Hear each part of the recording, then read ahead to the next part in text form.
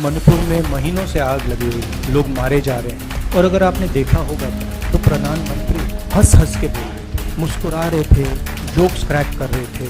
ये उनको शोभा नहीं देता। कुछ ही दिन पहले मैं मणिपुर गया, हमारे प्रधानमंत्री नहीं गए, आज तक नहीं गए।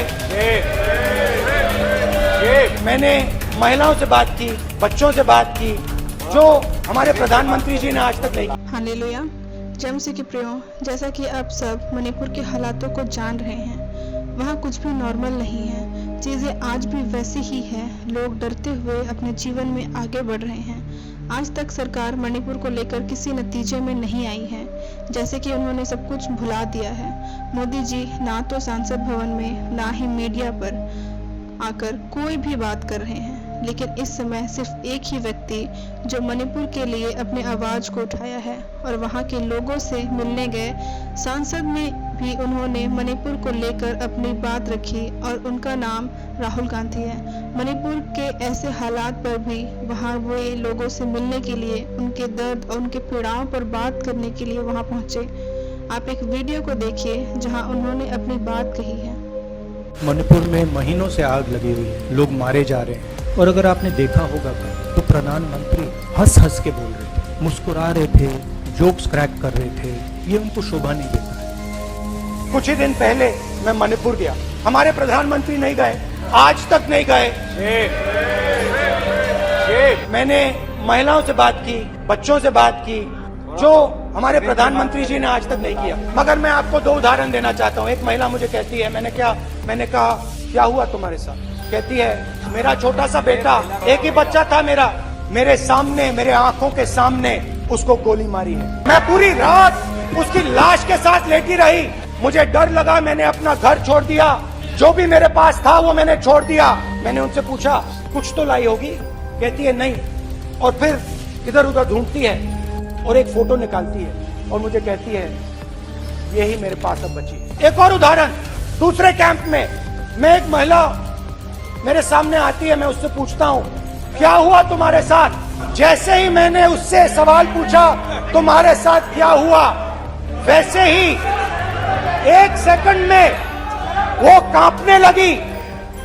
उसने अपने दिमाग में वो दृश्य देखा और वो बेहोश हो गई। मेरे सामने कांपती हुई बेहोश हो गई। इन्होंने मणिपुर में हिंदुस्तान की हत्या की है। That is why we wanted Manipur to be on the agenda.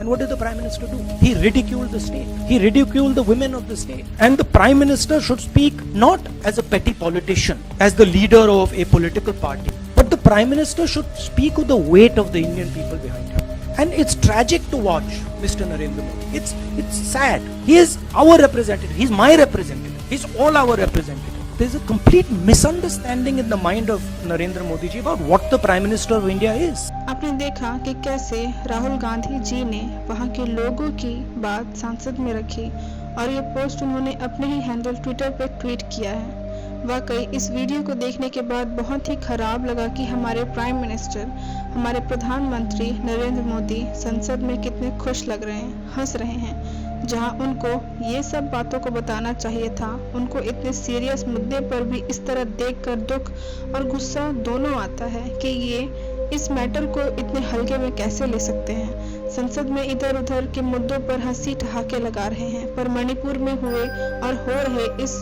गंभीर मुद्दों पर बात तक नहीं कर रहे हैं। इतनी ज्यादा कैजुअलिटी, इतनी नुकसान के बाद भी मोदी ने आज तक लोगों की मदद नहीं की। एक माँ ने अपने इकलौते बेटे को खोया, राहुल गांधी जी के पूछते ही वे कांपने लगी और बेहोश हो गई। मतलब न जाने ऐसे कितने केस होंगे जिनके बारे में हमें पता तक नहीं है। मणिपुर में लगभग 250 से 300 चर्चों को जलाया गया, वहाँ के क्रिश्चियनों को इतना सताया गया। आप दो बहनों को उनके साथ जो हुआ आप सभी जानते ही हैं। कितनों का जीवन ले लिया गया, कितने के परिवार उजड़ गए। इतने नाजुक हालात में भी राहुल गांधी जी ने जैसे तैसे करके वहां गए और वापस आकर मीडिया पर उनके हक के लिए अपनी बातें रखी।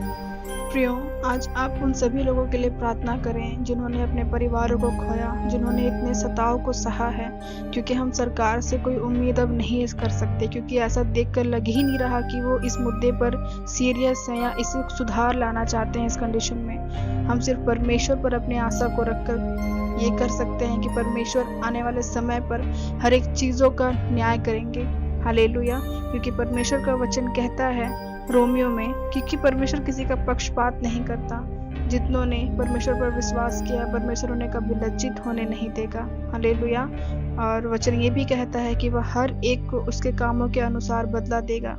आज हमें बदला लेने की ज़रूरत नहीं है, लेकिन परमेश्वर आने वाले दिन पर अपने लोगों के लिए अपनी लड़ाई को लड़ेगा। हालेलुया।